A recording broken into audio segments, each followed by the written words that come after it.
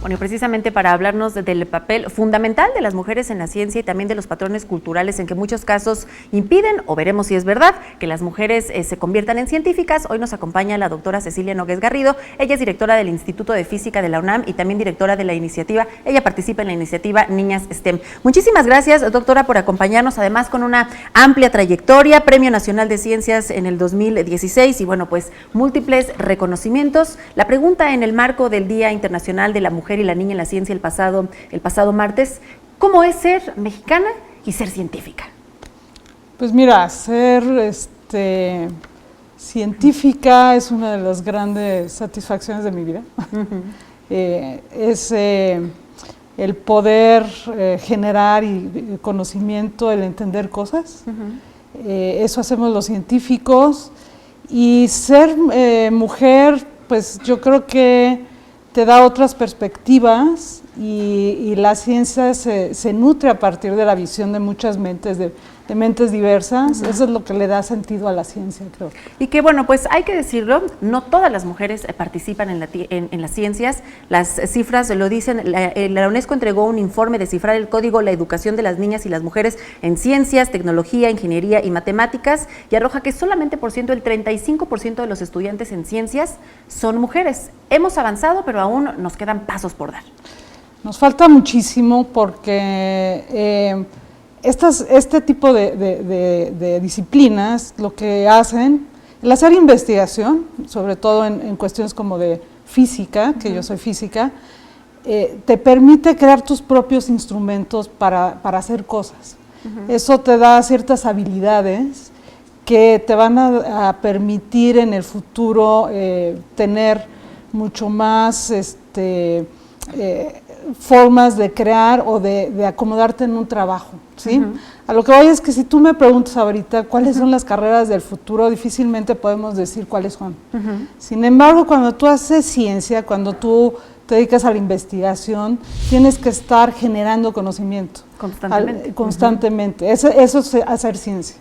Y cuando generas conocimiento, generas herramientas, generas habilidades, y eso es lo que necesitamos como ciudadanos, como población, para enfrentar el futuro, ¿no? No sabemos tanto que vamos a enfrentarnos, pero sí necesitamos las habilidades para enfrentarnos. ¿Tú has vivido esta brecha de género? ¿Te ha pasado esta brecha de género de la que se habla cuando se habla de las mujeres en la ciencia? Mira, yo creo que todas las mujeres nos enfrentamos a ciertos ambientes que no son los más favorables. Muchas veces no estamos conscientes. Yo creo que ahora hay un despertar, ¿no? Que eso es lo que hemos estado viviendo. Pero yo creo que lo mismo hubiera yo vivido en cualquier otra disciplina. Fíjate que cuando planeábamos este tema junto con el equipo de información aquí en Café Capital, pensábamos, ¿qué pasa con las mujeres que son científicas, pero que además son madres? Esto podría dificultar pues un poquito más el camino por el tiempo que pues el ser madre debería de requerirte o podría requerirte. Tú eres madre, ¿cómo lo has vivido? Mira, yo creo que parte de estos obstáculos que dices es la concepción de que las mujeres nos dedicamos más a cuidar, ¿no? A otros. De hecho, la diferencia en las matrículas en ciencia e ingenierías es mucho más cargada a los varones que las mujeres por esa concepción, ¿no? De que tenemos que cuidar más.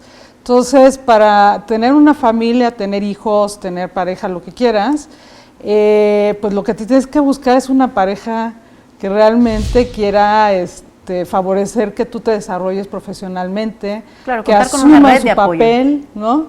En ese sentido. Y yo, bueno, pues tuve la fortuna de encontrar a alguien que lo asumió y que me apoya en todo esto, ¿no? Sí, tengo 2 hijos y eso nunca ha sido un obstáculo para mí.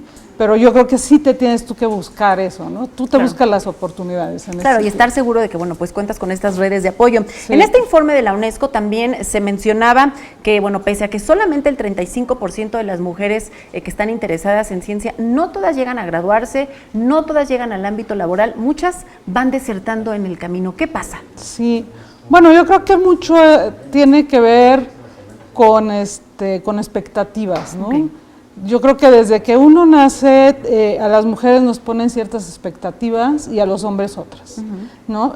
Los dos cargamos diferentes pesos, pero pesos al final de cuentas, arrastramos cosas, ¿no? Y una de las expectativas que siempre se espera de las mujeres es que formes familia, tengas hijos, ¿no? Además de esta parte profesional, y muchas veces abandonan por eso, y abandonan por falta de seguridad.